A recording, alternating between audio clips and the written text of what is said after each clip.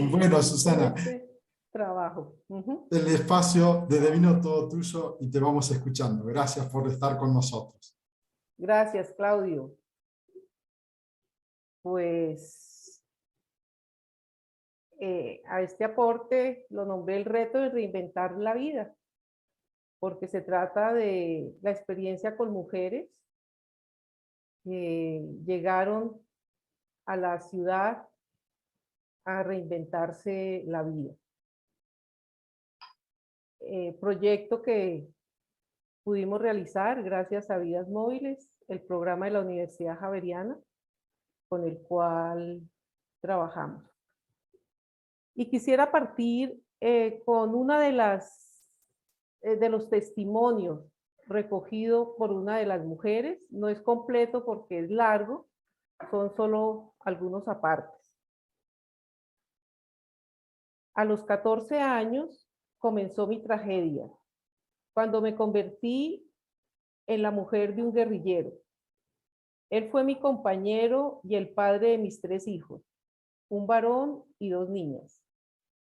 Él me maltrataba, me obligaba a tener relaciones sexuales con sus compañeros de combate y continuamente me violaba. Después de eso, yo quedaba tirada en el piso, me sentía sucia y con ganas de morir.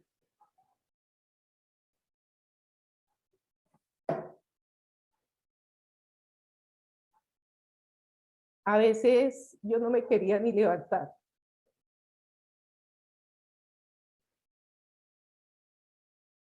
Disculpen, esto es nuevo, no sé por qué me emociona hablar. Bueno, él me amenazaba y me decía que si hablaba me mataba. Cuando yo le comentaba a mi madre lo que me pasaba, me decía: mi hija, aguante que para eso es su marido. Yo viví un infierno y le tengo que confesar que resulté matando a mi marido.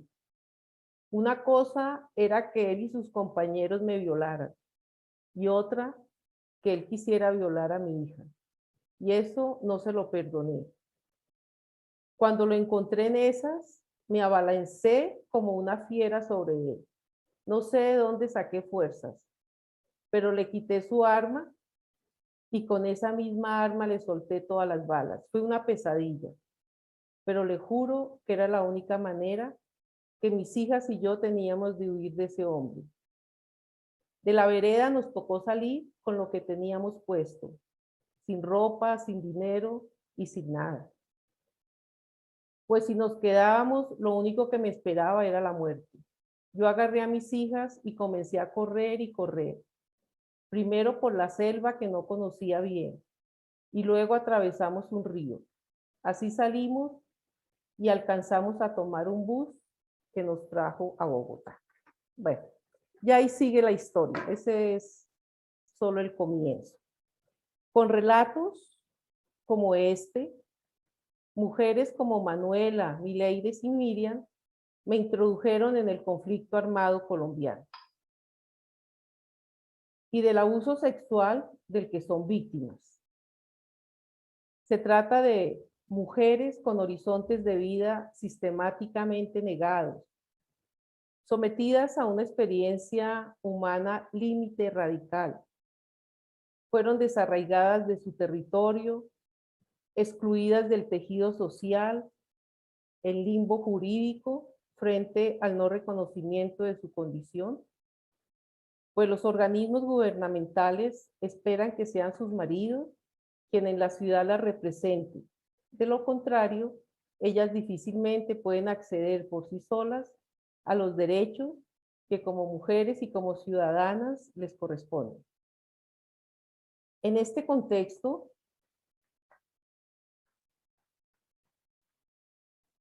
asumí el desafío de tratar de pensar a Dios en la experiencia compasiva de salvación, a partir de la experiencia desgarrada de los cuerpos de las mujeres. En este contexto me pregunté si en estas realidades Dios tenía algo que decir. Esta difícil pregunta tiene sus raíces en el trabajo que inicié en el año 2006 con el programa Vidas Móviles, en el acompañamiento a un grupo de mujeres en situación de desplazamiento. No me lo propuse, pero resulté trabajando solo con mujeres porque fueron las que acudieron al centro y gracias a esta feliz coincidencia descubrí aspectos importantes para la investigación. Un rostro, el de la mujer, pero no el de cualquier mujer. Es la mujer que le tocó vivir en medio del conflicto armado colombiano y que fue abusada, violada y expulsada de su territorio. También este sufrimiento es narrado por mujeres y mujeres creyentes. Y de acuerdo a su experiencia, cada una asume y entiende a Dios de manera diferente. Para unas, Dios se torna en una carga más y en una manera de agravar su sufrimiento. En cuanto que al lado del padecimiento que tiene como víctima de violencia sexual, también se siente sucia, pecadora, con culpa y estigmatizaciones y señalada por el mismo Dios. Y con frecuencia estas mujeres se preguntaban, ¿dónde está Dios? ¿Será posible que nos podamos salvar? Para intentar dar respuesta a esta pregunta, propongo pues el siguiente itinerario. Primero, exponer algunos datos del contexto en que vivieron estas mujeres. En segundo lugar, compartir también algunos datos de las categorías que trabajé en la investigación y que nos ayudarán a comprender un poco el problema. Y en tercer lugar, proponer unos lineamientos pastorales pues, para el acompañamiento, que básicamente fue la experiencia que vivimos. El contexto de situación. Ustedes pueden ver, son rostros concretos. Ninguna de ellas son las mujeres de las que voy a hablar, por respeto a ellas, pero sí son rostros de mujeres que también trabajaron con nosotros. Contexto, entonces, de situación.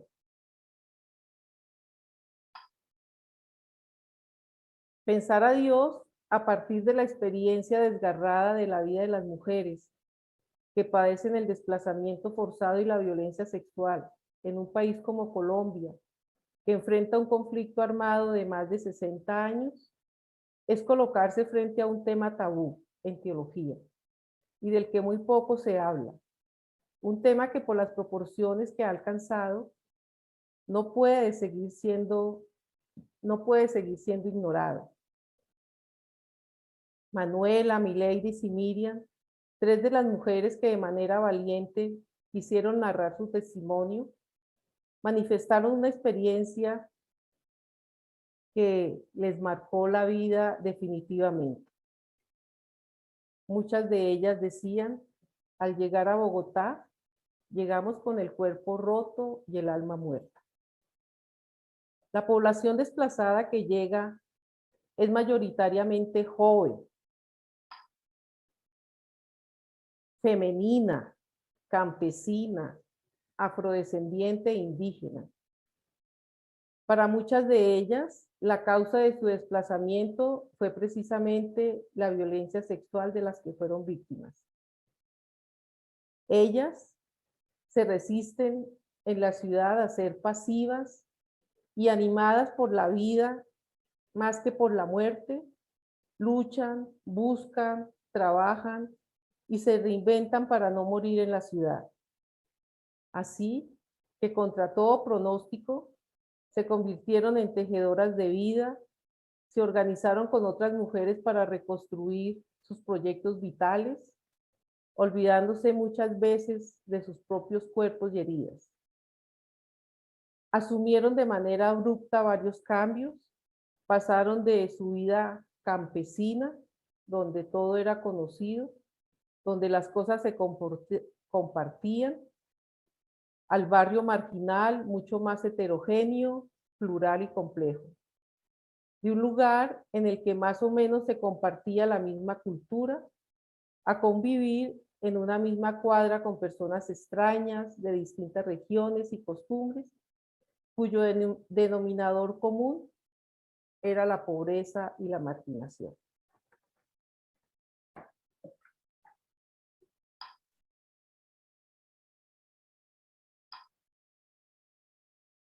Algunas categorías que me gustaría plantear. Primero, pues para acercarnos a sus testimonios, la categoría cuerpo.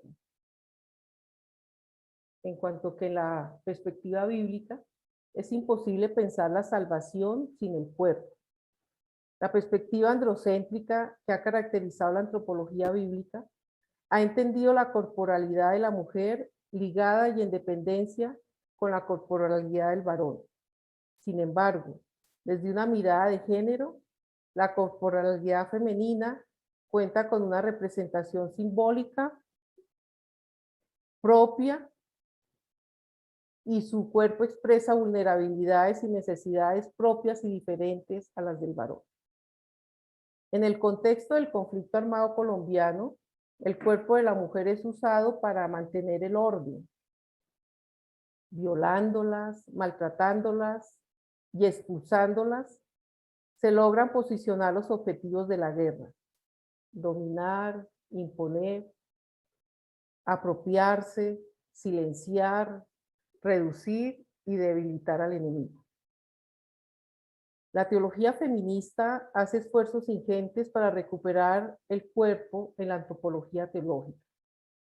Frente a visiones sesgadas, dualistas y excluyentes, se rechaza el dualismo alma-cuerpo, que ha hecho que el cristianismo tradicional desprecie el propio cuerpo y la sexualidad, y que incluso hoy día el cuerpo femenino se ha visto todavía como fuente de pecado e instrumento exclusivamente para la procreación. El llamado de la teología feminista es a despojar las relaciones humanas del dualismo, dominación-subordinación, profundamente arraigado en la mayor parte de las sociedades y de la Iglesia. También se rechaza enfáticamente que el cuerpo de la mujer, por ser de mujer, le corresponda aceptar como natural manifestaciones culturales que favorecen de manera directa o indirecta el dominio, opresión y explotación de las que con frecuencia son víctimas. Una de ellas es la violencia sexual, que en el marco del conflicto armado es una constante, que incluso a muchas mujeres se les impone como servicio a la lucha armada. La teología feminista es enfática en afirmar que el cuerpo femenino no es solo un componente biológico. La mujer es su cuerpo, un cuerpo relacional, lugar de encuentro de dos identidades, masculina y femenina, que son plenamente humanas e iguales en dignidad. Segunda categoría, la violación sexual. La mayor parte de las investigaciones que tuve la oportunidad de indagar reconocen la violación sexual, como la máxima agresión que se le puede hacer a una mujer, así como la peor forma de destrucción ejecutada sobre su dignidad e integridad corporal. El agresor, además de aprender el cuerpo, le destruye los sentimientos valorativos de sí mismo, exponiéndola a la vergüenza más absoluta, generando traumas que se acompañan de sentimientos de degradación, culpabilidad y vergüenza. La violación rompe con los vínculos internos de la persona y la lanza a un mundo de inseguridades, miedo y terror, que difícilmente es superado por la víctima. Es un trauma que prácticamente acaba en la mujer con el deseo y el placer de la sexualidad. En el contexto de la guerra, la violencia sexual hace parte de la violencia general que produce, sustenta y oculta la sociedad patriarcal contra las mujeres. Sin embargo, y pese a lo anterior, la sociedad desestima y tiende a ocultar esta realidad. La mayor parte de estos crímenes atroces generalmente quedan en la impunidad. Desplazamiento forzado. Es una realidad impuesta y forzada, originada fundamentalmente por intereses de tipo económico, tierras, narcotráfico, minería. Los desplazados son personas obligadas a salir de sus tierras, sus casas. La violencia, el maltrato, la exclusión y la opresión son un mal que afectan de manera mayoritaria a las mujeres desde que llegan al mundo y se encuentra de tal manera extendido y difundido por todas partes que para la mayoría es algo prácticamente natural, inevitable. Es como una consecuencia esencial que vendría incluido en el hecho de ser mujer, lo que desde el punto de vista cristiano es equivocado y habría que rechazar, pues la violencia, el maltrato y la opresión nunca serán queridos por Dios. En categorías teológicas, la violación sexual y el desplazamiento forzado son un mal infligido, provocado. Es lo que en la teología de la liberación se conoce como pecado estructural, el cual se objetiva en instituciones, estructuras, mecanismos perversos de injusticia y opresión que afectan a seres humanos, sometiéndolos a situaciones de extremo sufrimiento y dolor. En este caso, las mujeres. Como la pregunta fundamental de la investigación de la cual saco estos apartes es cómo experimentan la revelación de Dios y la salvación las mujeres, ¿no? Entonces, entiendo la revelación como un acto de amor, como acto de amor de Dios, un Dios compasivo y misericordioso, que siempre sale al encuentro de la vida para comunicar su misterio de amor a hombres y mujeres, de tal manera que ellos puedan responder a partir de su experiencia de fe. Vivan esta presencia y la sientan como salvación, es decir, como liberación del sufrimiento que los oprime y las oprime, como experiencia sanadora que resignifica el sufrimiento e impulsa la vida aun cuando la cercanía de la muerte sea una evidencia cotidiana. A partir de una mirada de género, la experiencia de la revelación salvación cuenta con la mujer abusada y expulsada de su territorio como sujeto, nunca como ente pasivo. Y esto me parece muy importante. Es a través de ella, de su historia y su experiencia de fe, que ella se hace mediadora de salvación. Dios invita, se autocomunica y la mujer desde su fe responde y posibilita la salvación. Porque no hay duda de que estando Dios presente en toda la creación, incluyendo por supuesto el cuerpo de las mujeres, todo es teofanía, todo es sagrado. El rostro de Dios es visible para todos y todas y lo permea todo. Salvación. El Dios cristiano se revela, se autocomunica como un fin específico, la salvación. Para Ignacio de Yacuría, la salvación es ante todo una experiencia que comienza y se manifiesta en cuerpos concretos y dentro de las coordenadas de la historia y del tiempo. Hablar de salvación es entonces identificar la experiencia salvadora de Dios con seres corpóreos, con necesidades y con historia. La salvación es siempre salvación de alguien y en ese alguien de algo. tal como lo afirma Ellacuría.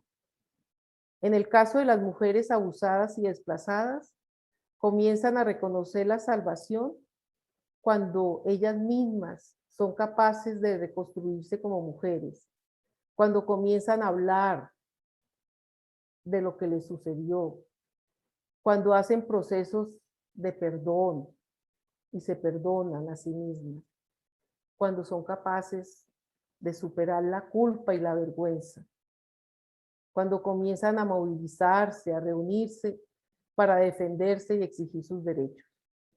El reconocerse como mujeres con la dignidad de hijas de Dios no admite omisión alguna en el trato de la justicia y la igualdad que todo ser humano merece. En la medida en que la mujer sea capaz de superar la victimización y saliendo de la autocompasión y mira hacia la otra y hacia el otro que también sufre y genera redes de apoyo y solidaridad, es posible que pueda lograr que nunca más se repita la infamia de la que fue víctima. Esta experiencia de salir al encuentro, tal como lo hizo Mileidis, de la historia que leí, la ayudó a experimentar en su propia historia la experiencia del Dios Salvador que la liberó de la culpa, del miedo y la fortaleció para crear su propia fundación y así seguir trabajando en la reconstrucción de los cuerpos de las mujeres abusadas y desplazadas. Hasta aquí las categorías. Y a partir de ahí, bueno, en la investigación, con la ayuda de la hermenéutica crítica feminista, trabajé 2 textos, uno que fue el de Jueces 19, 1 al 30, la violación de la concubina, y en el Nuevo Testamento trabajé la parábola del buen samaritano. Aquí no me da tiempo de entrar porque eso daría para en el texto de la violación de la concubina, ese casi que es otro libro.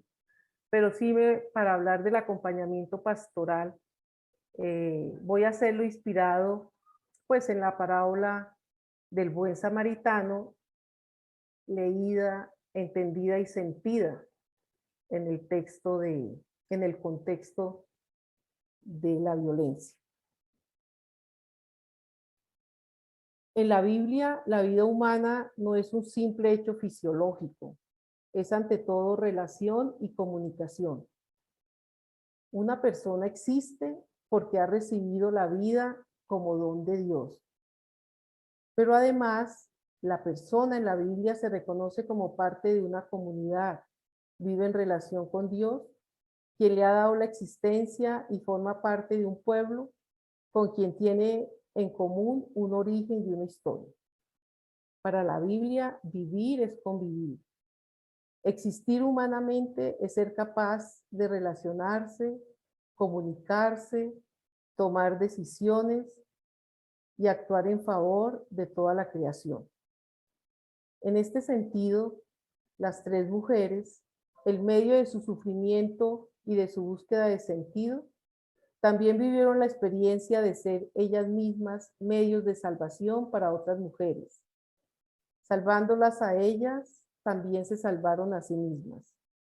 Estos lineamientos están inspirados en la parábola del buen samaritano, Lucas 10, 29, 37. Y en la actualización que las mismas mujeres hicieron de la parábola en su propia praxis.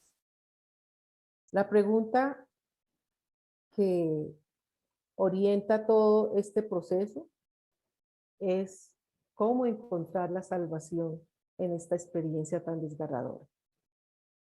Desde aquí están pensados estos lineamientos. El samaritano se baja de su caballo en el que iba, se acerca al hombre herido y lo ve. En la experiencia bíblica no es suficiente con ver, entendido este acto como la simple observación, sino que es necesario percibir y experimentar lo que se observa. La acción salvadora de Dios comienza con la acción de ver. He visto la opresión de mi pueblo en Egipto. He oído sus quejas contra los opresores. Me he fijado en sus sufrimientos y he bajado para liberarlos. La llamada entonces es a ver y ver de verdad a las mujeres.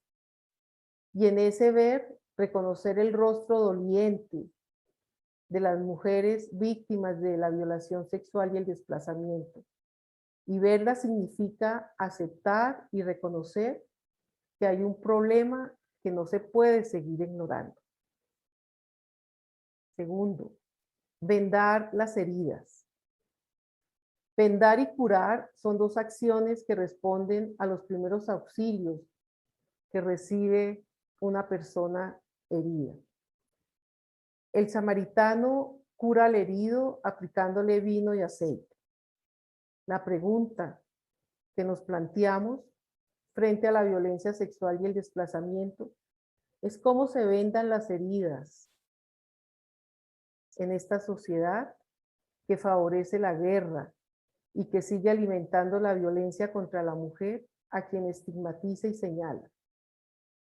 En nuestro programa descubrimos que el mejor vendaje, la mejor curación que se podía ofrecer a las mujeres era un lugar seguro donde ellas se sintieran seguras, pudieran ser escuchadas y pudieran hacer procesos de sus heridas. Cargar con la persona herida. El samaritano vendó al herido, lo levantó, lo cargó, lo llevó a una posada segura. Estas acciones son muy importantes en el acompañamiento. No podemos quedarnos en el simple asistencialismo, vendar las heridas. Es necesario ofrecer un cuidado integral y sobre todo saber cuidar durante la noche. En la noche, las mujeres que han estado sometidas al impacto de la guerra y a la violación sexual son muy vulnerables. Es en la noche cuando los hombres armados que se protegen en la oscuridad llegan a sus casas para violarlas y expulsarlas de sus territorios. Por eso es de noche cuando mayor oscuridad las cubre. En sus desvelos nocturnos, las mujeres recuerdan con mayor crueldad toda la violencia de la que han sido víctimas.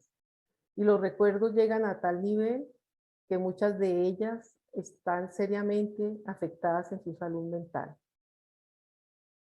En estas circunstancias, me pregunto si es posible soñar en un escenario donde las mujeres y los varones se sientan seguros, donde ningún poder los someta a la incertidumbre del desplazamiento forzado o a la constante y abrumadora violencia sexual.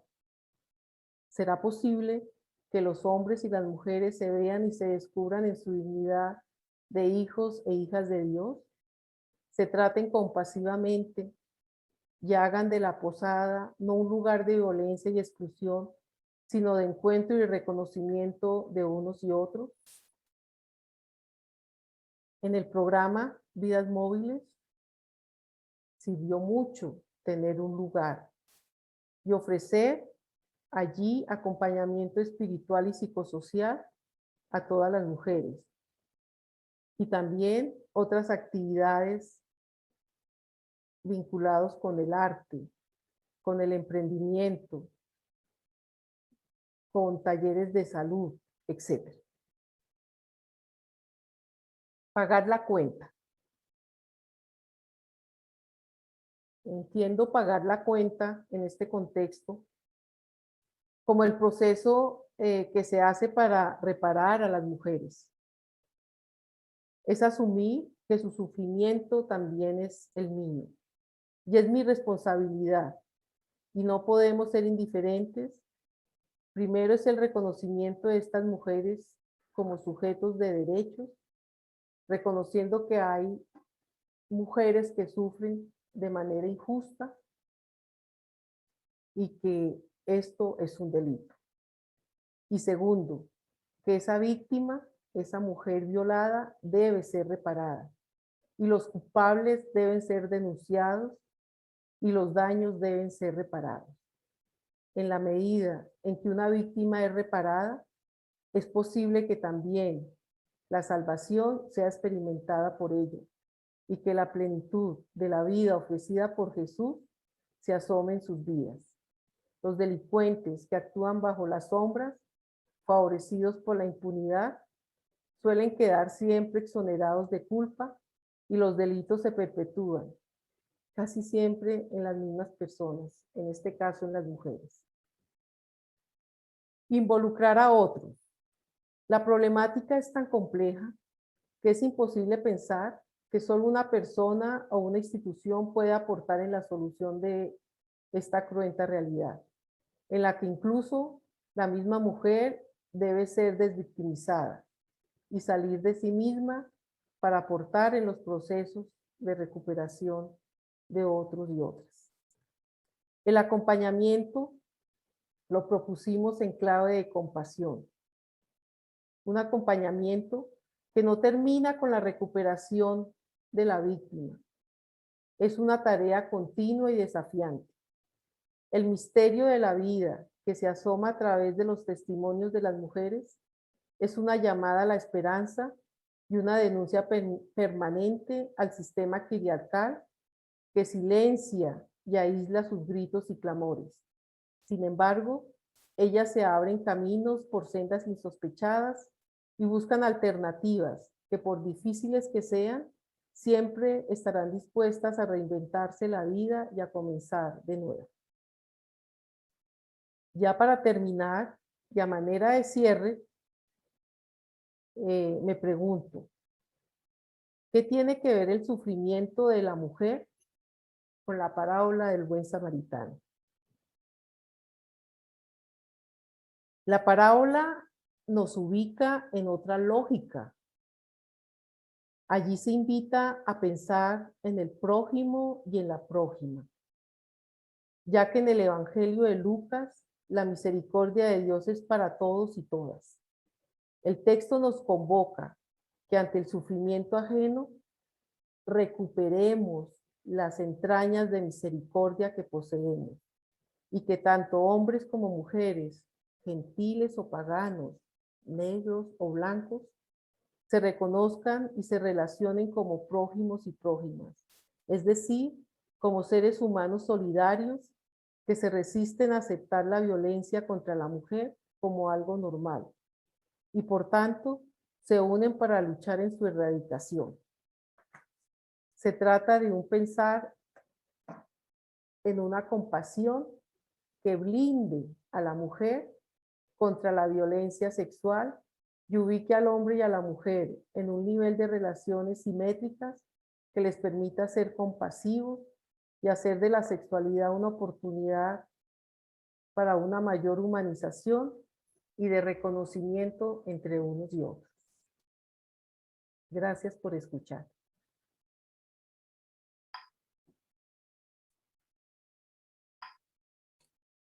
Gracias a vos, Susana. La verdad que estaba terminando acá de anotar todo.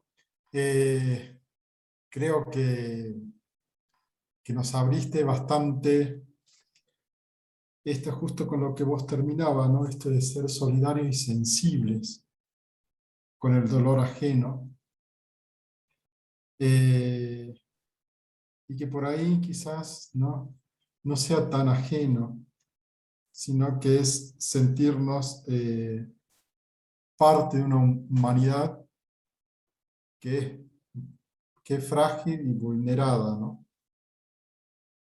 Y que hay sistemas que siguen sosteniendo, ¿no?, esas dinámicas de fragilidad y vulnerabilidad contra otros. Así que bueno, primeramente agradecerte, Susana, por esta charla tan tan real, ¿no? Tan humana, tan carne, tan cuerpo que nos has presentado. Entonces, bueno, abrimos ahora en la comunidad este espacio para las resonancias, las preguntas. Comunidad, pueden levantar la mano, pedir la palabra por el chat, así vamos escuchándonos y seguimos en esta reflexión. De nuevo, Susana, muchas gracias. No, a ti, Claudio, gracias. Bien, María del Pilar, te damos la palabra. Hola, muchas gracias Susana por esta excelente presentación, muy fuerte, muy emotiva. Me hizo recordar cuando también vivía en Venezuela situaciones muy parecidas. Estuve bastante tiempo viviendo y trabajando en barrios de Caracas y acompañando a mujeres, pero que habían perdido a sus hijos por la violencia y también cómo vivía en todo ese proceso de perdón. Me quedó una pregunta resonando que quizás en tu experiencia nos pueda ayudar un poco como a reflexionar. Cuando tú decías de estas personas que han padecido violencia sexual, violación, todo el tema de superar la culpa y la vergüenza, esas dos palabras, ¿no? Culpa y vergüenza, si están relacionadas también con una manera de entender la fe o algo relacionado con un relato teológico, si tú descubriste algo de eso que le lleva a que las personas se sientan más culpables, ¿no? Con un relato más de pureza o de, no sé, si es por ese lado, o es por una realidad frente a la situación de relaciones de machismo o de lo que sea, de sentirse las mujeres sentirnos como sometidas. Por el sometimiento es la culpa y la vergüenza, o tiene alguna relación con lo que se transmite desde la predicación católica, ¿no? Si descubriste algo de eso. Gracias. Gracias por la pregunta, porque realmente hace parte como del descubrimiento que hice cuando empecé a trabajar con las mujeres. Uno, que mayoritariamente eran rostros de mujeres, las que testimoniaban su experiencia de violencia sexual. Y segundo, que eran mujeres creyentes, es decir, venían de una matriz profundamente católica. Y por eso, dentro de una perspectiva de un Dios juez y de sentir que eran las mujeres de sus maridos y a ellos había que preservarlos hasta el final, hicieran lo que hicieran, como es el caso de Milady. Ella le comenta a su mamá y su mamá le dice, aguántese, mijita, porque es su marido. Y por otro lado, cuando ella busca hablar con un sacerdote y contarle lo que le está pasando, el sacerdote lo que le dice es que también que es su marido, que quién sabe ya qué está haciendo para provocar la ira de su marido y que la culpable es ella en el fondo. Entonces, y que la sucia es ella y además no le da la absolución. Entonces aquí vemos cómo todo el impacto de una religiosidad vivida como violencia, como opresión. Entonces, Milady se sentía profundamente sucia y juzgada, y justamente ella fue la que ese día del encuentro, la jornada de salud, me preguntó, profesora, ¿será que yo me puedo salvar? Y cuando yo le pregunté por qué me hacía esa pregunta, me contó la historia que les conté o les leí al principio. Una mujer que en vez de sentirse indignada, sentía vergüenza. Entonces, sí es marcado por el machismo también propio de nuestra cultura y especialmente en el contexto campesino y de conflicto armado, pero también marcado por la experiencia religiosa.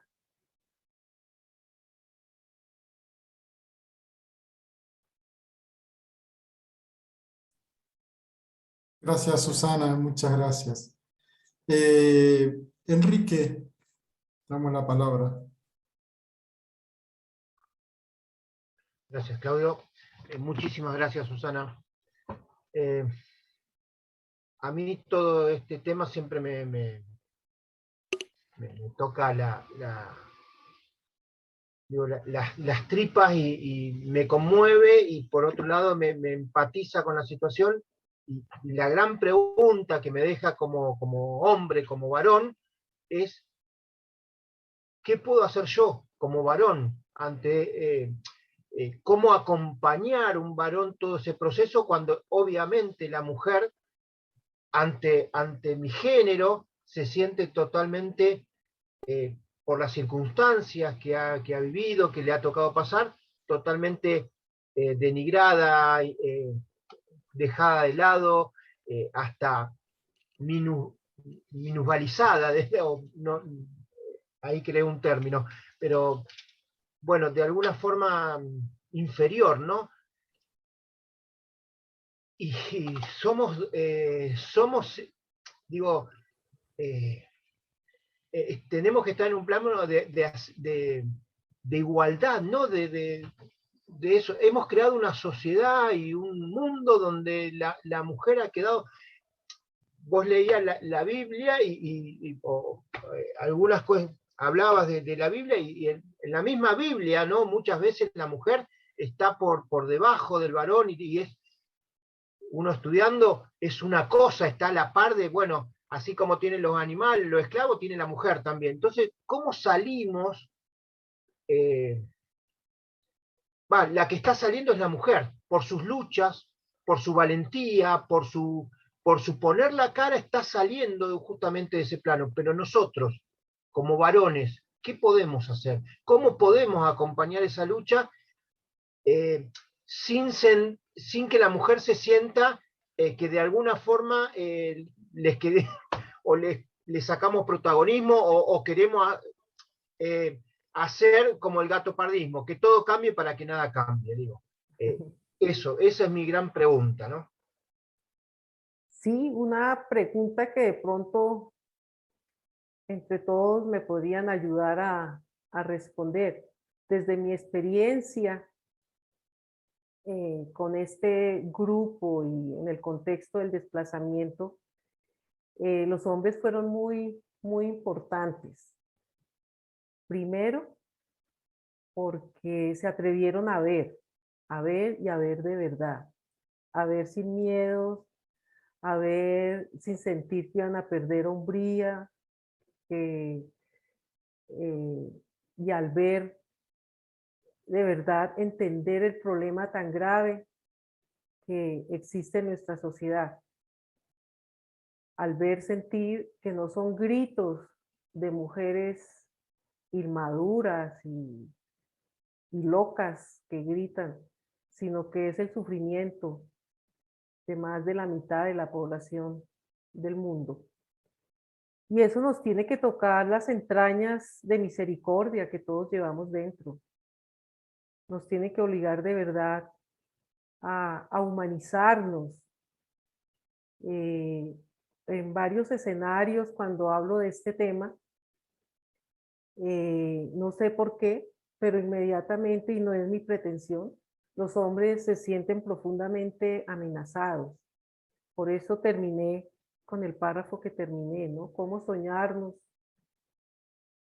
en un contexto en el cual hombres y mujeres podamos tener unas relaciones simétricas, que tanto el dolor del uno y del otro nos sirva para construir una mejor humanidad. Creo que eso supone varias conversiones y un proceso, para mí, espiritual muy profundo en la perspectiva de la compasión y la misericordia.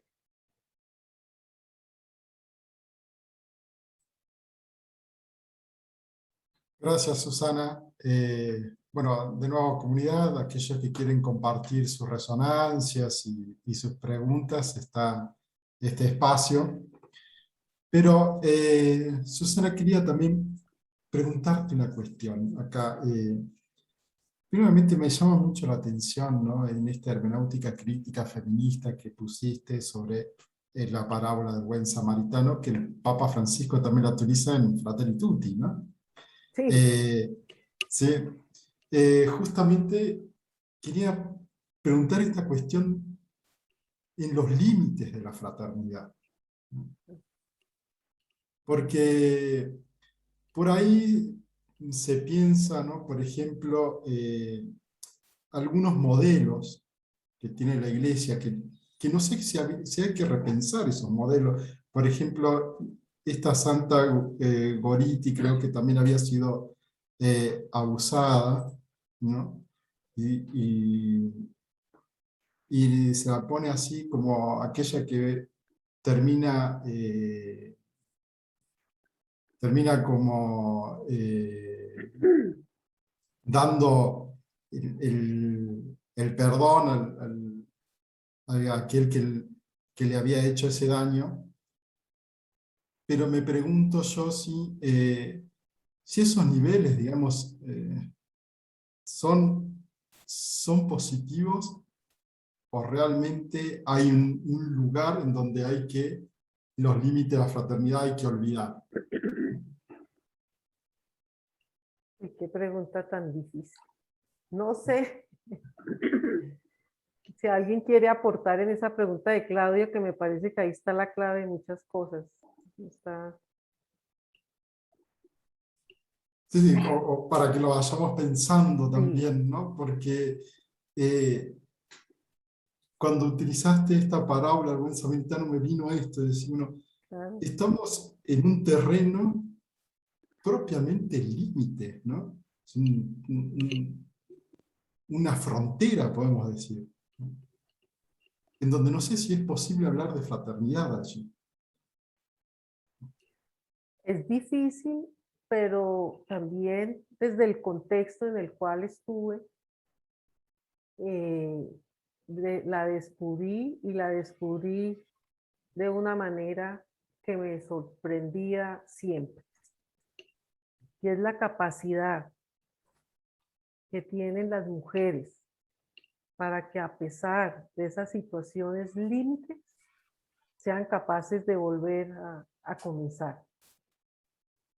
Muchas veces olvidándose de sus propios dolores y pensando más en la familia que tienen que reconstruir. A Ciudad Bolívar, el sector donde llegan la mayor parte de los desplazados en Bogotá, en general llega la mujer, a veces con sus padres ancianos y sus hijos. Normalmente el marido o es retenido o fue asesinado o fue desaparecido. Entonces, de ahí la razón de por qué son más mujeres que hombres. Y cuando llegan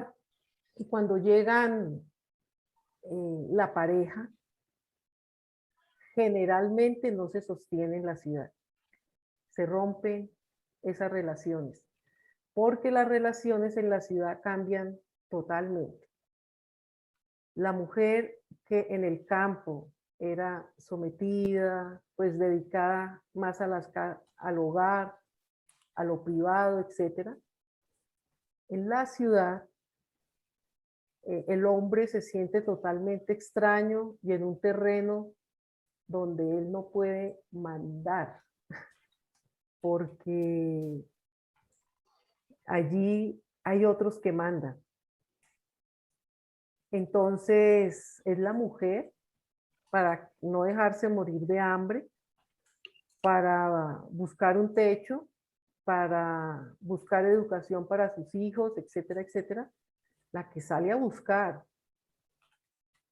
Y termina ganándose la vida haciendo lo que hacía en el campo, pero no le pagaba, atendiendo casas de familia, de las familias ricas, y por eso les pagan.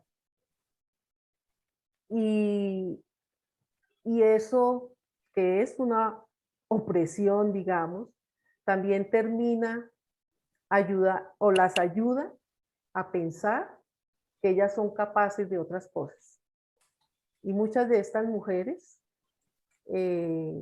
terminan tomando mayor conciencia de sus derechos, de sus capacidades, conociendo organizaciones que defienden sus derechos, etcétera, y terminan en general siendo activistas de organizaciones que les ayudan en todos sus procesos de transformación. Curiosamente, los hombres se alcoholizan, terminan involucrados en grupos delincuenciales y muchos de ellos o los matan ahí en la ciudad porque se vuelven delincuentes o se devuelven y se vinculan a algún grupo armado. Y las mujeres pues quedan solas con sus 3, 4 y hasta 5 hijos, muchas de ellas. Entonces, los límites tienen que ver con muchas cosas, con su manera también de asumir la vida. Yo diría que también con el género y también con los procesos de acompañamiento que cada uno de ellos recibe. Pero no sé si alguien más quiere aportar un poco de su experiencia a esta pregunta de Claudia. Gracias, Susana, gracias. Sí, ¿no? Abriste bastante esto, ¿no? O sea, es verdad que hay que pensar si se pueden correr fronteras, ¿no? Si se pueden abrir nuevos espacios. Hay gente también que aquí que quiere ir haciendo su resonancia. Marine, no sé si levantaste la mano. Te escuchamos, Mariane, después va Bueno. William y después Consuelo. Lo que yo quería preguntarte, Susana, que suele pasar, yo estoy en el Ministerio de la Escucha, y a veces te hablan de violaciones donde la persona no solamente no tiene comprensión con los sacerdotes, sino que te dicen, no, no te preocupes, vas a ver que Dios va a bajar y le va a dar una patada a la persona esa. Tampoco tiene comprensión con la familia, que te dice algo habrás hecho, o estás mintiendo, o vos lo generaste. Y esa persona, a mí, por ejemplo, no lo sabía cómo manejar, cómo podés hablar de la misericordia y del amor, cuando a mí me decía, y Dios me miraba, ¿por qué no hizo algo? La verdad que no escuché, pero no sabía qué decirle. La ideal, si hubiera tenido algo, es sacarla de ese lugar, pero la verdad que no supe.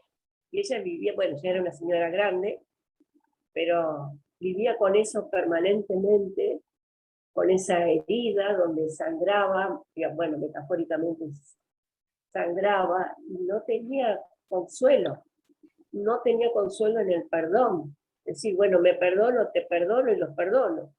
No hallaba consuelo, no sé cómo encontrar a veces, no sé, respuestas o porque no hay, no sé, respuesta para eso. O, claro, uno lo puede entender de una forma y ella, la verdad que me gustaría que me explicaras, si podés, un poquitito, qué se puede decir. Cuando en la misma iglesia, porque eso es la misma iglesia, te están diciendo otra cosa. Es muy difícil. La verdad es que frente al dolor no hay palabras y se quedan cortas, no hay que decir. En la experiencia nuestra, lo que nos ayudó a vivir, a entender y a vivir la perspectiva de la compasión y misericordia fue que desde el principio creamos redes para la escucha, para el acompañamiento espiritual, y lo diferencio del acompañamiento psicosocial que también se les ofreció. Al tiempo que unos y otros, unas y otras, también nos preocupábamos por lo que le pasaba a cada una. En el caso concreto de Mileidis, la protagonista de todo este proceso, ella en la ciudad le tocó vivir experiencias muy duras. A sus hijas, que eran morenitas, los niños que eran igual de pobres o más que ellas, igual eran racistas, y siempre que las veían por la calle, pues les gritaban indias, negras, etc. Bueno, y era la casa de los vecinos de Mileidis. Mileidis va a hablar con la mamá y les dice, mire, sus hijos son muy agresivos con mis hijas. Yo no quiero que las traten mal, porque de donde yo vengo, sabemos cómo se arreglan estos problemas. ¿Cómo los arreglan? A bala.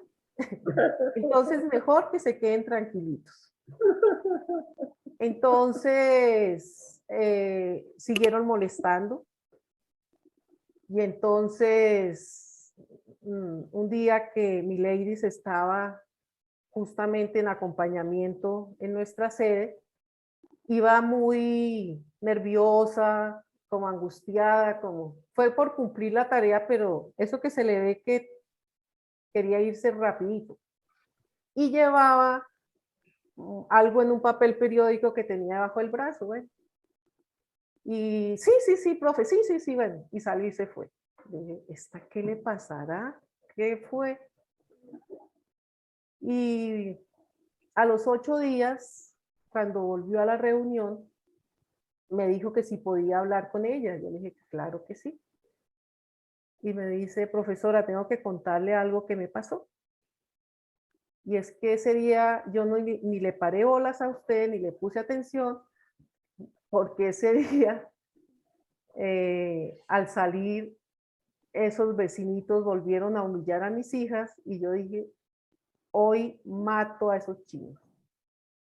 Y llevaba realmente un cuchillo debajo del brazo. Y entonces que llegó y golpeó en la casa, dice que con toda la violencia que pudo.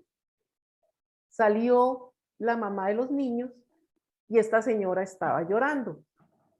Y Mileidis dice que la vio llorando y que no, se le olvidó aquello y lo que le preguntó es, ¿y a usted qué le pasa?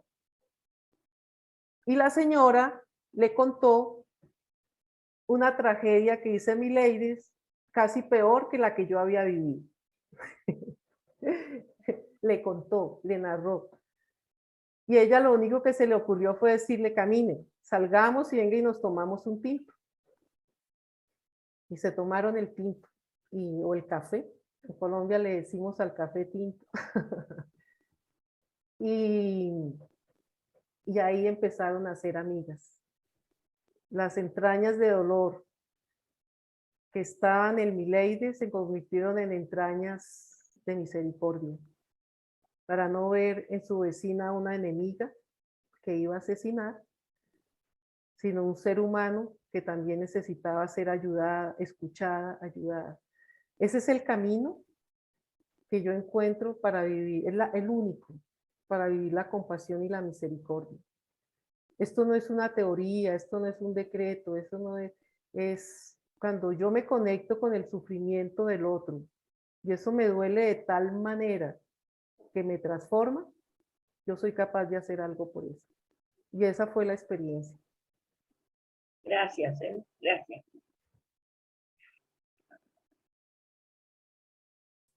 Gracias, Susana. Me quedo con esto, cuando me conecto con el sufrimiento del otro. Qué hermosa frase realmente, y que dice mucho, ¿no?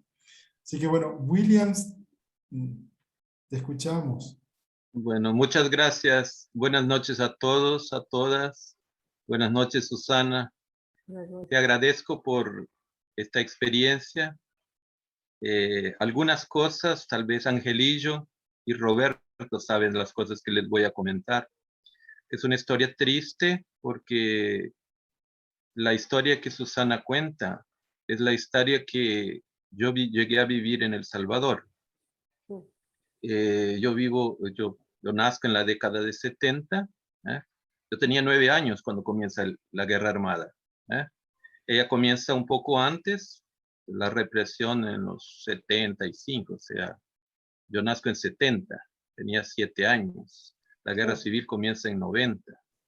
El proceso de desplazamiento pasa un poco al contrario que en Colombia. Colombia vienen para Bogotá. En El Salvador pasa el contrario. Ellos salen para las montañas y muchos se van para Honduras, en un gran campamento muy fuerte que Ignacio Yacuría acompaña, se llama Mesa Grande. Y Ignacio Yacuría después fue muerto. Pero la historia comienza así, porque la conversión de Monseñor Romero muchas veces se asocia solo con Rutilio Grande, pero la mayor presencia es la presencia de las mujeres, que lo fuerza a esa conversión, porque llegan a reclamarle a sus hijos la violencia que ellas sufrían. Y entonces se piensa, nadie denunciaba la violencia, nadie encaraba. Y entonces, ¿por qué no la Iglesia Católica habría un centro con abogados para escuchar a las mujeres, escuchar a las víctimas y intentar encaminar todas esas denuncias que existían, que se llama el socorro jurídico del arzobispado? Y posteriormente los jesuitas de la Universidad de la UCA, con Ignacio Yacuría a la cabeza, y Ernesto Montes hacen otro centro de derechos humanos y acompañan todas esas personas que fueron desplazadas hasta Honduras y que después, al recibirlas, regresan. De la misma manera, esa violencia que relata Susana, esa es una violencia fuertísima. Solo que hay algunos aspectos que me llaman mucho la atención. Que el pilar, la fuerza, el coraje que venía de las mujeres para sustentar a sus hijos. Y hay un otro detalle que yo levanto también. En un libro de Rogelio Poncelle, que en su biografía, Rogelio Poncelle, yo creo, no sé si estará vivo, es un sacerdote belga de la Acción Católica, lo mandan a el Baal como misionero a El Salvador, y él tenía odio a las comunidades de base. Él no soportaba, y lo mandan a un lugar de comunidades de base. Y él comienza a ver que toda aquella teología que él imaginaba en Europa no se constataba en la realidad. O sea, la gente buena que él pensaba, en realidad no era tan buena así. Y él se convierte y comienza a hacer un trabajo. Él tiene que salir de su parroquia porque le colocan una bomba y lo intentan matar. Y él se va a la montaña, en las áreas donde más la gente era perseguida. Y él es uno de los iniciadores de la pastoral de acompañamiento a las comunidades desplazadas. Y él cuenta lo siguiente: él estando en una misa y nadie quería comulgar. Y pregunta ¿por qué? Por esa carga moral que creía que estaban en pecado. Y él coloca la siguiente y les coloca a cuestionarlos. Si esa violencia que ellos sufrieron, ese impacto y esa reacción de contra esa violencia, no es evangélica, en nombre del amor, de querer una sociedad más justa, más fraterna, y la única alternativa que se consiguió para contraponerse a esa violencia tuvo que ser un enfrentamiento que no se hizo por libre y espontánea voluntad, sino fueron forzados a la lucha por la defensa de la vida, a que por la mano de Dios que los condujo para un bien mayor. Esa es una cuestión. Una otra que me surge también, la cuestión de los acuerdos de paz, porque se levanta la siguiente cuestión. ¿Será que los acuerdos de paz, El Salvador pasó por acuerdos de paz en el 89, 90, no, perdón, 91, no son un premio porque mucha gente no todos, no pagaron por la injusticia, por la violencia? ¿Ah? Eso se coloca, ¿ah? Por un lado. Pero por otro lado, el rehacer la sociedad, sino que esa cuestión del acuerdo de paz, la contribución de una cuestión de intentar construir y reconstruir con todo el sufrimiento, con toda la sangre, con todo lo que se pasó, como dirían, un mal necesario para que no se continuara sufriendo más de lo que se está sufriendo. Es una cosa que para mí todavía no me cierra, y a veces porque se sufre, ¿no? Y termino con una de las cuestiones que le preguntaron al provincial de los jesuitas en Centroamérica por el proceso de los jesuitas. Recientemente condenaron a algunos en España y le dicen, pero los que lo mataron ya tienen 70 años, tienen 75. Y le dicen, no, claro que por la edad y por la enfermedad tienen, ellos no van a cumplir la pena, pero en nombre de la justicia y que se sanen de una vez por todas esas heridas, es necesario que se diga qué es lo que pasó. ¿Ah? Que aquí en Brasil, por ejemplo, eso no es permitido. No se puede ni decir qué es lo que pasó durante esos años.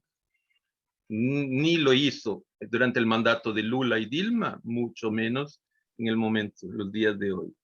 Son muchas cosas que no sé si llega a ser una pregunta, pero le agradezco a Susana por traer a tona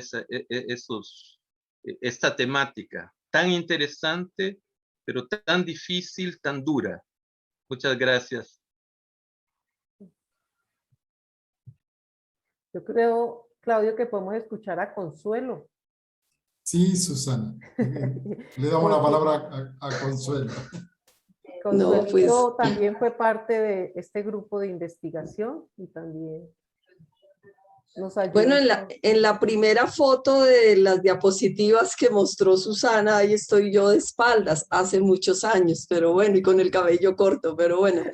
No, Susana, gracias pues por la investigación, por exponerla hoy, porque sí, de alguna manera pude ser un poquito testiga de lo que tú hacías, y agradecer porque gracias a ese tipo de investigaciones se acerca uno al dolor real de las personas.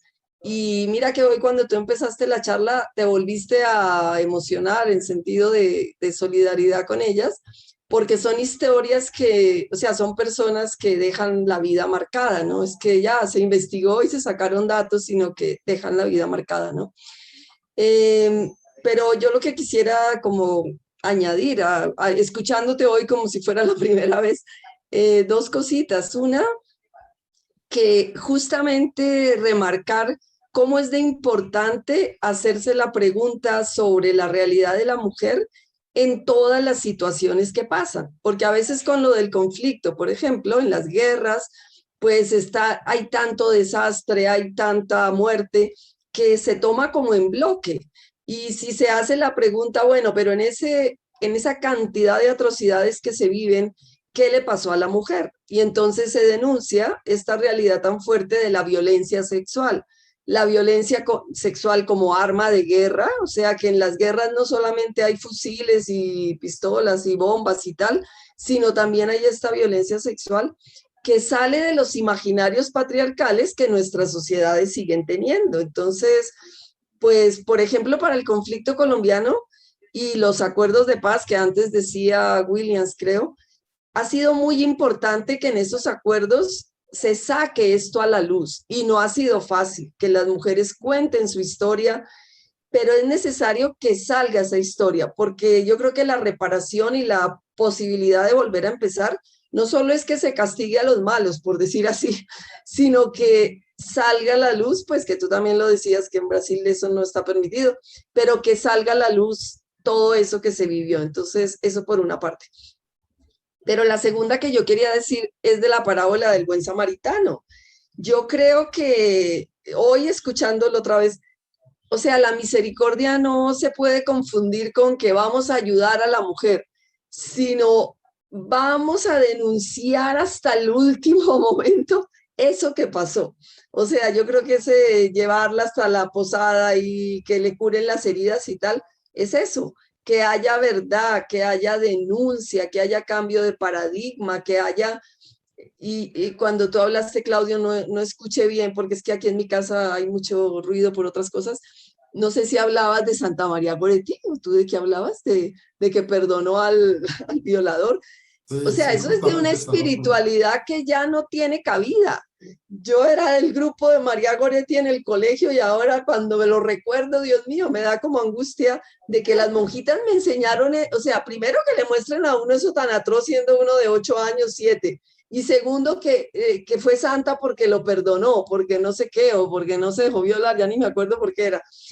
Pero bueno, la historia va a que en nuestra iglesia hemos tenido una espiritualidad donde esta realidad de la mujer no se ha asumido con todas las consecuencias, ha entrado en el ámbito de que hay que perdonarlo todo, olvidarlo todo y no darle importancia.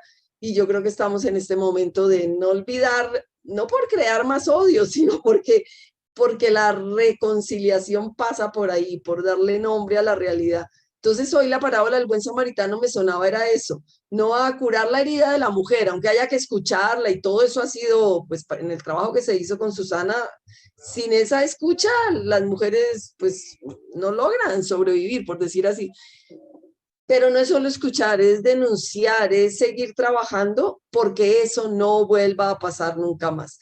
Y creo que eso es lo que hay que seguir empoderando y leer esa parábola de la misericordia, no como misericordia y compasión, sino como indignación. O sea, eso no puede seguir pasando y hay que llegar hasta las últimas consecuencias para que no siga pasando. Pues nada, Susana, no sé qué hacerte, pues no te hago ninguna pregunta porque ya hemos hablado tanto de este tema, pero agradecerte porque yo creo que, pues Susana se entregó a esa causa. Yo fui de ladito a esa causa y a otra que tuvimos también con enfermos de VIH. Susana se entregó a la causa. Yo un poquito más teórica, yo de ladito pasé. Pero gracias a Dios a que ella se entregó, mucha cosa me tocó de cerca y pues es lo que también tengo a mi haber en este momento, pero te lo agradezco y ahora pues públicamente porque gracias a tu entrega yo pude empaparme un poco más y tocar el dolor del otro de alguna manera. Muchas gracias, Susana. No, a ti, Consuelo. Miren qué interesante, y ya por eso les decía al principio que Consuelo había sido mi maestra o una de las maestras que me ha acompañado en todo este proceso. Y sí, realmente creo que lo dije a lo largo de varios momentos en la exposición, que no se trata solamente de un servicio asistencialista, sino que se trata de denunciar. No hay reparación si no se dice toda la verdad y si no hay culpables y estos culpables también reciben un tratamiento. Es un tema muy complejo, pero algo que a mí también, entre las cosas que en estas mujeres a mí me conmovieron profundamente, es que muchas de ellas, a causa del impacto de la guerra en ellas, eh, tenían una salud mental bastante deteriorada. Y entonces dentro del programa les daban la oportunidad de tener psicólogo y psiquiatra y todo. Y no lograban nada. Solamente las adormecían, las llenaban de pastillas, etcétera, pero la herida seguía viva. Solamente cuando algunas de ellas, y también porque así lo quisieron, hicieron procesos donde la espiritualidad era uno de los motores fuertes de ese proceso, llegaron como a reconocerse y a poderse perdonar a sí mismas, porque era que ellas mismas eran las primeras que se sentían vergonzantes. Increíble, ellas mismas me decían, miren, los hombres nos violan y se sienten machos y orgullosos, y nosotras llenas de vergüenza y de culpa. Y ese proceso, en algunas, no en todas, se pudo hacer a través de procesos de oración, de mucha oración, y de escucharlas y de mucha paciencia.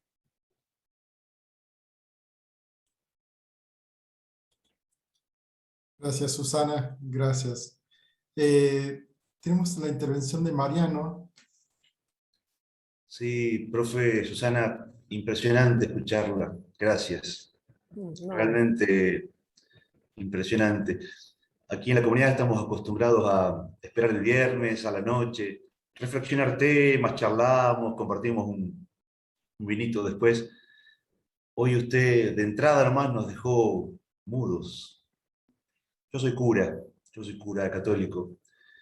Y lo que usted decía a veces de la psiquiatría que adormecía, lo he visto también en la religión.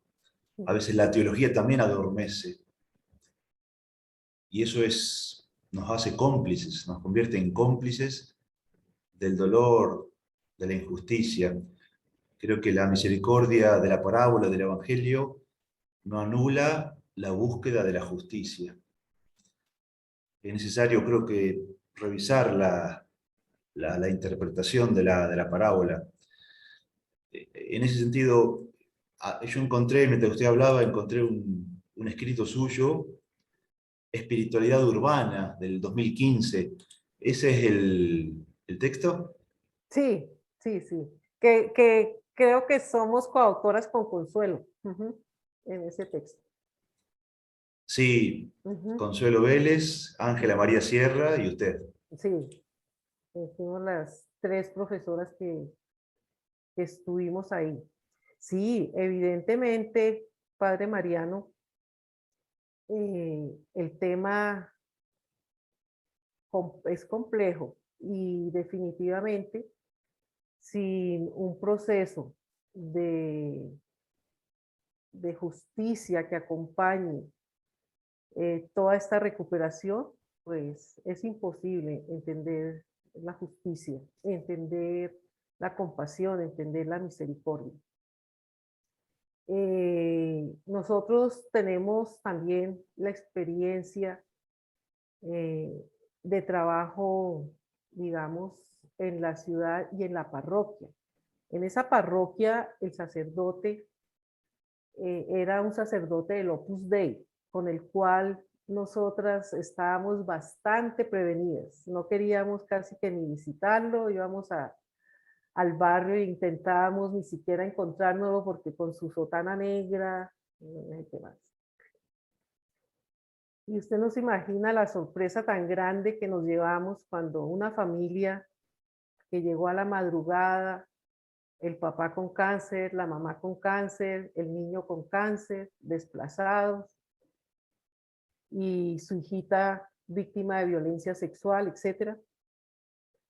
Y el lugar donde fueron recibidos y acogidos a las 3 de la mañana fue en la casa del padre Jorge, a quien yo de verdad le tenía mucha prevención y ni me había atrevido a hablar con él. Solo con saber que era del Opus Dei, ni siquiera me acerqué. Y resulta que con él estaba muy preocupado, pues que era un problema muy grave en su parroquia. Imagínense, el sitio donde llega más o menos la 4ª parte de población desplazada de Colombia es esa parroquia. Entonces, a través de él se consiguió la ayuda jurídica para acompañar procesos gravísimos de despojo de tierras, incluso de violación sexual, etcétera, etcétera, donde, o sea, donde menos pensamos encontrar ayuda, ahí estaba. Y eso también nos conmovió muchísimo porque cuando yo digo que buscar la ayuda de otros, también estaba pensando en este sacerdote. Estos procesos son muy difíciles hacerlos sin el apoyo también de la parroquia y sobre todo de un sacerdote que de verdad quiera involucrarse y no dificultar estos procesos. Gracias, Madre. Qué lindo testimonio, qué cambio de paradigma de lo que es Terrible. espiritualidad, asistencia y lo que es la parábola. Gracias. Gracias, Susana. También tenemos el pedido, levantó la mano Angelillo. Ángel.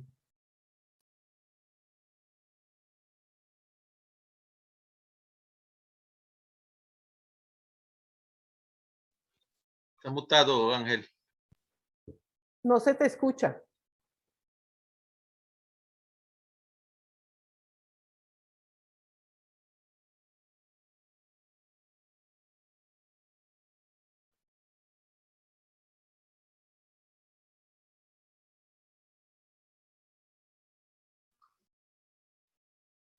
Fíjate el volumen de la computadora, Angelillo.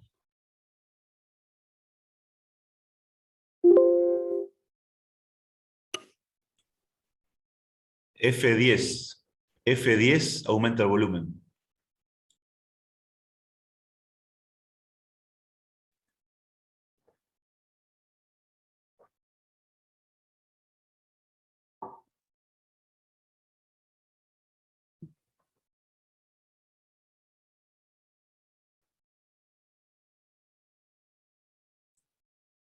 Bueno, Susana va a escribir, Ángel va a escribir en el chat porque parece que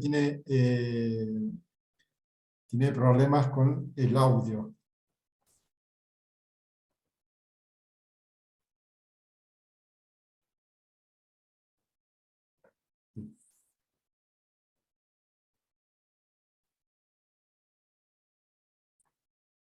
Bueno, mientras esperamos si es que lo escribe. Y si tú no lo lees, sí, por favor. Sí, sí. Sí, justamente. Bien. Mientras esperamos así que Angelillo nos escriba la pregunta o la resonancia. Había algo que también que dejó ahí Mariano al final, interesantísimo. Esto, primeramente, es una cuestión de, de pensar la teología y por ahí esta forma de pensar y hacer teología nos desubica. Y eso está, pero muy, muy bueno, que nos desubique. Así que, por un lado, gracias Susana, porque nos desubicaste, digamos.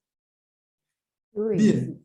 No, Claudio, a propósito de eso, y también aquí quiero hablar de Consuelo, es que cuando yo llegué a trabajar a la facultad, Consuelo era mi jefe, ¿no? Entonces, por eso tal vez también, y además también era mi amiga, entonces compartimos muchas cosas. Pero, mire, fue replantear con ella, que también venía a hacer su doctorado en Lonergan y en métodos teológicos, otra manera de hacer teología. La imposibilidad de pensar a Dios sin, sin tener en cuenta la vida, el sufrimiento, el dolor. Y eso nos llevó a este proyecto que cumplió como 3 funciones y para mí fue realmente una carrera que me abrió los ojos en la facultad. Una, me cambió mi manera de ser docente y de enseñar teología a los estudiantes. Segundo, me cambió mi manera de investigar en teología. No de arriba para abajo, sino de abajo para arriba, partiendo del lugar de la vida, del dolor, del sufrimiento, etcétera, y ahí tratar de llegar a Dios. Y tercero, a la facultad y a la universidad en general, nos abrió a una realidad del país ante la cual estábamos completamente ciegos. Y llevarlo a la facultad, eso implicó también procesos de investigación, implicó muchos estudiantes que sus tesis de grado empezaron a hacer en ese sitio, y también convirtió este lugar de trabajo donde yo estaba en el lugar de, ¿cómo decirlo?, de proyección social, de servicio social, de presencia solidaria y social de la facultad. Entonces, creo que fueron tres cosas, como el servicio, la docencia y la investigación caminaron de la mano. Gracias, Susana, muchas gracias. Por La un verdad que- tiempo, porque cambiaron los jefes y eso se cayó. Ah, ¿sabes que conozco algo de esa historia? Parece repite por aquí también. Bien, Angelillo, ¿sabes qué, Angelillo? Quería preguntarte, dice, en términos de justicia, si existe en términos legales la cuestión de femicidio ahí en Colombia y crimen de guerra, y si la violencia sexista que llega a este término de femicidio. Y también dice, muy buena tu intervención, Susana, realmente alegra poder hablar abiertamente de la incomodidad de la temática que atraviesa América Latina y más que exige un nuevo paradigma para mi género y el de todes. Sí, uy, no, Angelillo, me deja sin palabras, no sabría responder. Bien. No sé, no, de verdad, pero esa es la búsqueda, es decir, con el proceso de paz se puso en camino una comisión de la verdad y una comisión, la G, para repensar una manera nueva de hacer justicia. Es que en estos contextos donde todos son delincuentes, ¿cómo hacer procesos de cambio si no cambiamos los paradigmas, si no ampliamos nuestra manera de ver las cosas? No es que todo se tenga que perdonar, por eso está la JEP en Colombia, la jurisdicción especial justamente para estos procesos. Pero sí hay muchas cosas que hay que perdonar lo imperdonable, más bien. Porque si no sería imposible reiniciar un proceso nuevo. En Colombia ustedes saben que el actual gobierno no siguió el camino que pensábamos que este país iba a seguir. Más bien ha querido dificultar todo. Muchos de los desmovilizados han sido asesinados. Otros muchos han vuelto a la delincuencia y otros a rearmarse como grupo guerrillero. Sin embargo, a pesar de todo eso, hay muchos sitios en Colombia donde las armas se fueron, los grupos armados se fueron y han dado como una tregua para que los campesinos vuelvan a reconstruir sus barrios, sus territorios, etc. Y lo curioso de todo esto es que justamente quienes más han sufrido en esta guerra, que han sido las mujeres, son las primeras y más dispuestas a perdonar y a trabajar para que haya paz en sus territorios.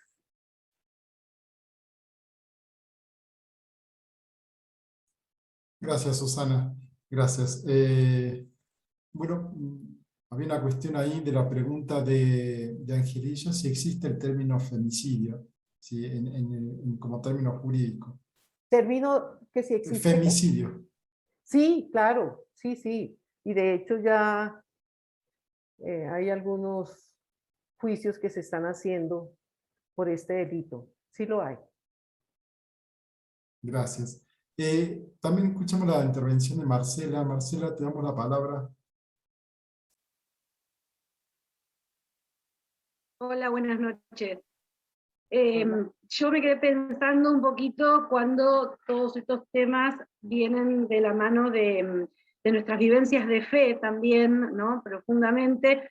En la intervención que hizo María Inés también, ella tocó un poquito eso, ¿no? Qué decirle a estas mujeres violentadas que muchas veces se quedan pensando, Dios estaba ahí mirando y no dijo nada, ¿no? ¿Cómo interviene? Y me hubiera, vos dijiste al principio también que parte de tu estudio también se basaba en las lecturas de jueces, y ahí se nota mucho el silencio de Dios, ¿no? Entonces, ¿cómo tomar ese silencio de Dios, traerlo a estas vivencias, y cómo podemos interpretarlo, cómo podemos darle voz a ese silencio? También en favor de esta causa, ¿no? De fortalecernos en estas situaciones de violencia. Particularmente yo nunca me había acercado a las lecturas de Jueces 19, ni Jueces 11 también, hasta que empecé a verlas desde la mirada de la teología feminista y de la hermenéutica feminista, y la verdad que también moviliza mucho, porque nos deja un poco ahí, ¿no? En el aire. ¿Qué pasa ahí? ¿Dónde está Dios? Bueno, poquito, no sé, vos dijiste que era muy largo, quizás se merecería otra charla, poder trabajar desde ese lugar, pero me gustaría escuchar una breve reflexión tuya acerca del tema.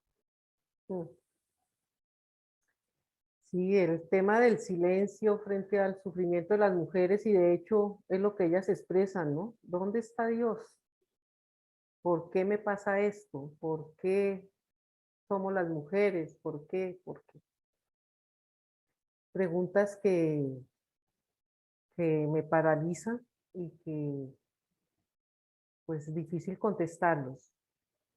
El único camino que yo encontré fue hacerlo desde la vida misma, desde las búsquedas que emprendimos con las mismas mujeres. En el caso de Mileidis, esa pregunta ella la respondió cuando de victimaria pasó a ser amiga de la víctima y descubrió que allí pasaba algo en ella, que o sea, normalmente hubiera matado de una vez. ¿Qué pasó allí? Allí estaba Dios. No tengo otra respuesta.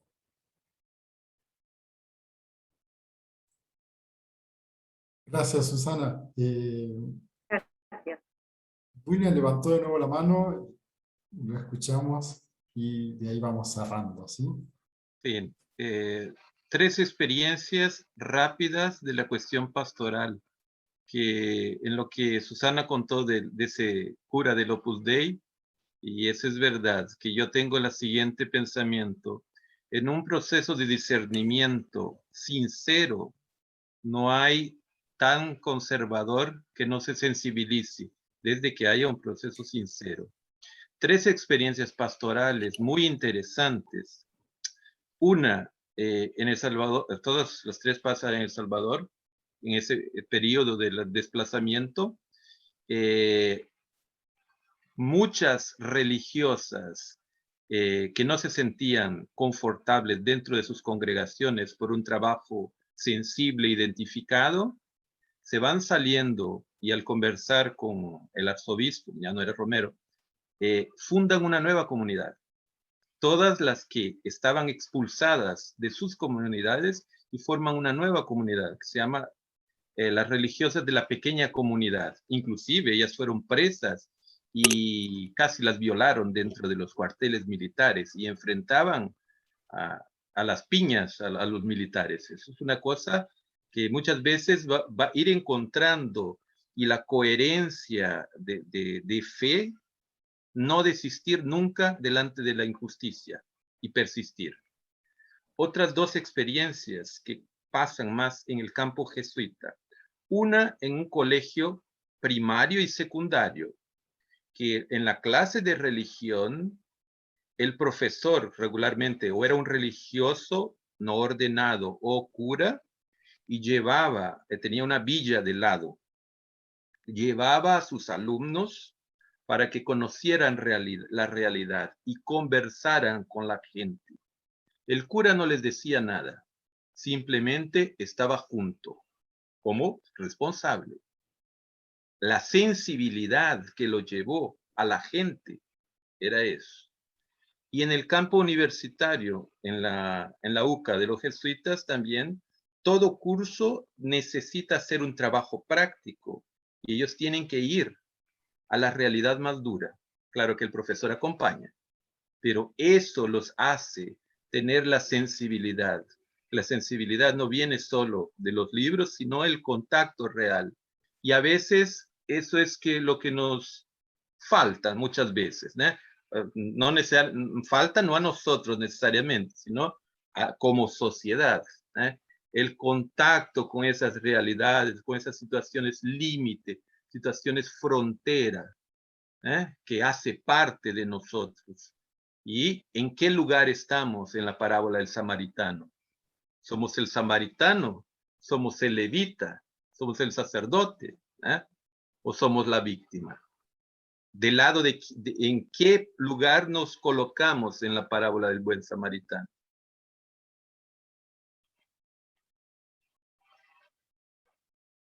Gracias. Bueno, gracias, William. Susana, sabes que esto es, nosotros le hemos denominado el ciclo de vino a una charla. Ah, qué bien.